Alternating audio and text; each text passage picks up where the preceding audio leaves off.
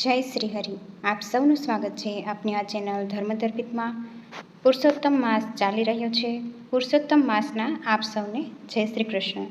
આજે આપણે આ વિડીયોમાં સાંભળીશું પુરુષોત્તમ માસ મહાત્મય કથા અધ્યાય 6, શ્રી કૃષ્ણ સમક્ષ મલમાસ અને આ દિવસની કથા વાર્તા. જો આપને આ વિડીયો પસંદ આવે તો આ ચેનલને લાઇક, શેર અને સબસ્ક્રાઈબ કરજો, જેથી અવારનવાર નવા વિડીયોની માહિતી આપ સુધી તુરંત પહોંચે.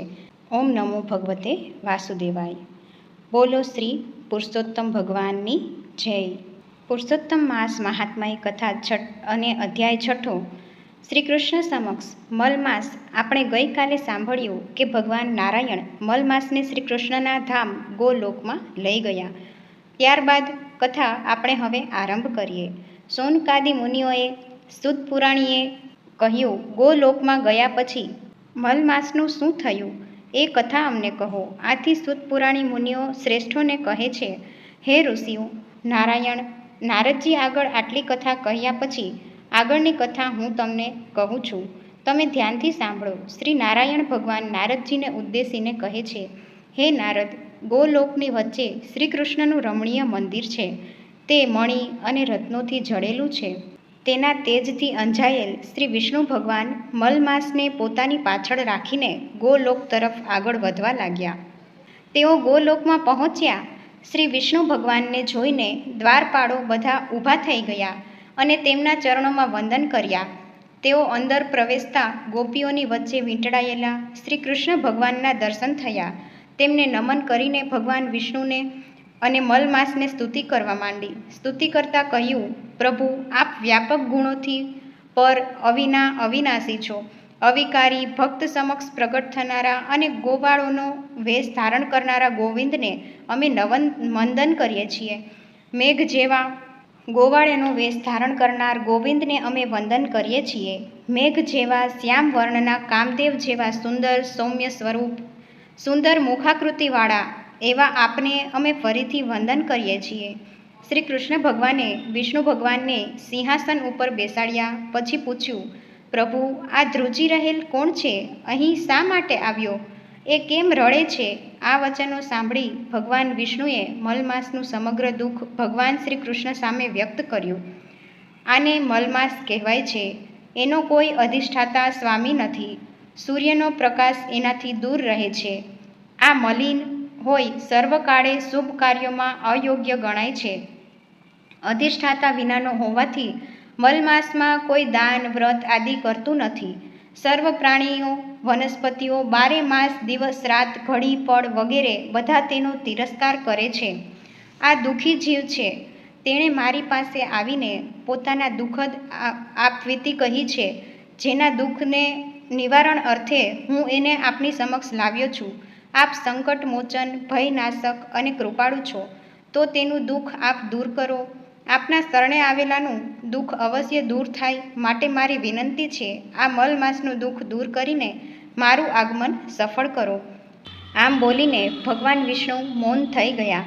પુરુષોત્તમ મહાત્મયનો શ્રી કૃષ્ણ સમક્ષ મલમાસનું વર્ણન નામનો 6થો અધ્યાય સંપૂર્ણ.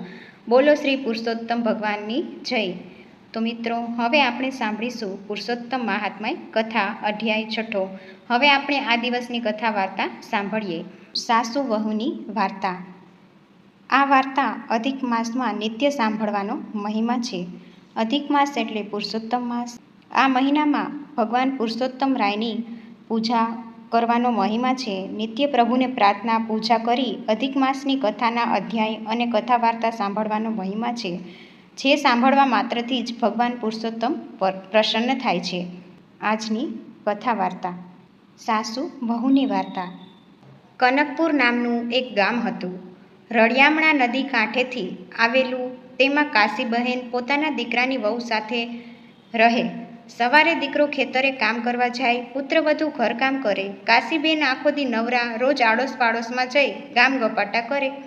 ક્યારેક પાડોશણના પોતાના ઘરમાં બોલાવે અને ટાઢાપોરમાં ગપ્પા મારે. આમ ગમે તેમ કરી પોતાનો સમય પસાર કરે.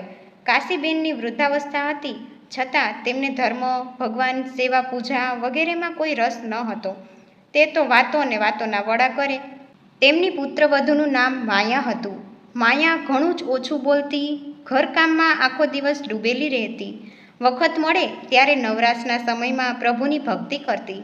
એટલામાં પુરુષોત્તમ અધિક મહિનો આવ્યો. આડોશી પાડોશી વ્રત કરવાના છે એ જાણીને કાશીબેનના પુરુષોત્તમ માસ કરવાનું ઘણું મન થયું. તો સાસુજી વ્રત કરવાના છે તે જાણીને માયાએ પણ વ્રત કરવાનું મનોમન નક્કી કર્યું.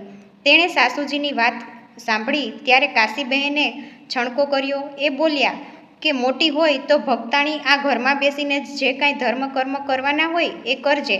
નદીએ સ્નાન કરવા જવાની કાંઈ જરૂર નથી. સાસુ તો નારાજ થઈ ગયા. માયા વહુએ જોઈ લીધું. સવારે તે કંઈ બોલ્યા નહીં, પણ મનમાં ને મનમાં તેને વ્રત કરવાનો સંકલ્પ કરી લીધો. આથી અધિક માસ શરૂ થતાં જ કાશીબેન રોજ સવારે સ્નાન કરવા જવા માંડ્યા. સ્નાન કરી કાંઠા ગોરમાનું પૂજન કરતા, કથા વાર્તા સાંભળતા, બ્રાહ્મણોને યથાશક્તિ દાન દક્ષિણા આપતા. તો આ બાજુ માયા પણ પ્રાતઃકાળે વહેલા સવારે ઉઠી નિત્ય કર્મ, પૂજા, સ્નાન કર્મ કરતી. ભગવાન પુરુષોત્તમ રાય, હે પુરુષોત્તમ રાય ભગવાન એવું બોલ્યા કરતી. વળી પ્રાર્થના કરતી, હે પુરુષોત્તમ ભગવાન, મારું આ સ્નાન આપના વ્રતના સ્નાન તરીકે ગણજો.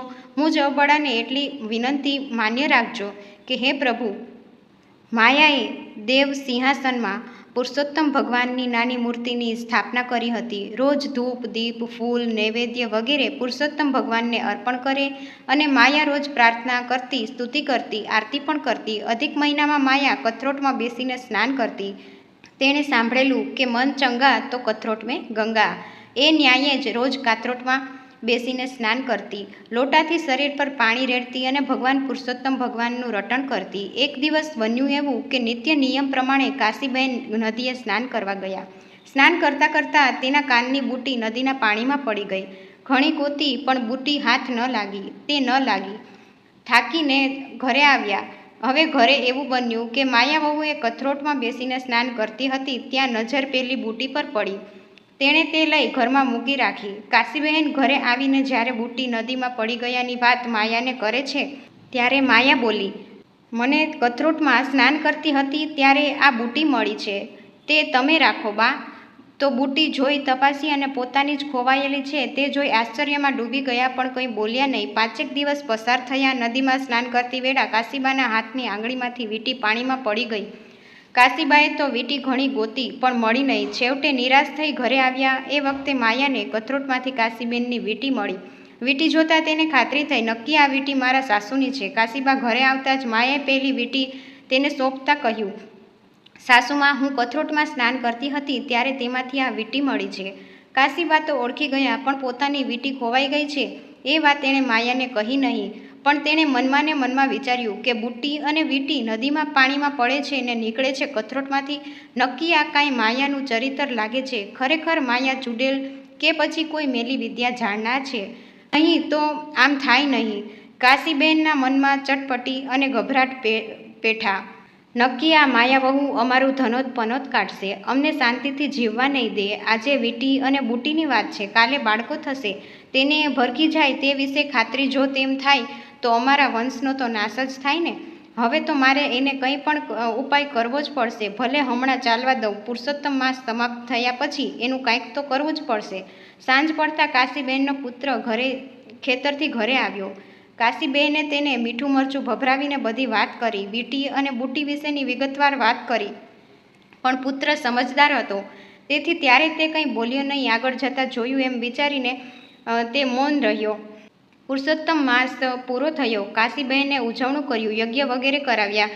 ઘણા બ્રાહ્મણો, વ્રત કરનારાઓ, સગા સંબંધીઓ જમવા માટે નોતર્યા. યજ્ઞ સમાપ્ત થયો. યજ્ઞમાં પૂર્ણાહુતિનું શ્રીફળ હોમવામાં આવ્યું ને તરત જ અવાજ આવ્યો કે કાશીબેન, તમે સૌએ મારું પુરુષોત્તમ માસનું વ્રત કર્યું, યજ્ઞ કર્યો, દાન દક્ષિણા આપી, મને પ્રસન્ન કરવાનો પ્રયાસ કર્યો છે, તે ઘણી સારી વાત છે. પણ આખા ગામમાં જો કોઈએ શ્રેષ્ઠમાં શ્રેષ્ઠ વ્રત કર્યું હોય તો તમારી પુત્રવધુ માયાએ કર્યું છે. માયાએ મારી સંપૂર્ણ શ્રદ્ધા અને ભક્તિથી વ્રત કર્યું છે. તેની ભક્તિથી પ્રસન્ન થયો છું. મારા તેને આશીર્વાદ છે, તેનું અવશ્ય કલ્યાણ થશે. આટલું કહીને એ અવાજ બંધ થઈ ગયો અને યજ્ઞમાં આવનાર સર્વે માયાના ખૂબ વખાણ કરવા લાગ્યા. અંતે કાશીબહેને પણ સાચી વાતની જાણ થઈ અને તેના મનમાંથી માયા વિશેનો ભ્રમ દૂર થયો અને બોલ્યા, ભગવાન પુરુષોત્તમ રાયની જય. હે પૂર્ણ પુરુષોત્તમ ભગવાન, તમે જેવા માયા વહુને ફળ્યા એવા તમારા વ્રત કરનાર, વ્રત કથા વાંચનાર, સાંભળનાર, કહેનાર સૌને ફળજો અને સૌનું કલ્યાણ કરજો, સૌની મનોકામના પૂર્ણ કરજો.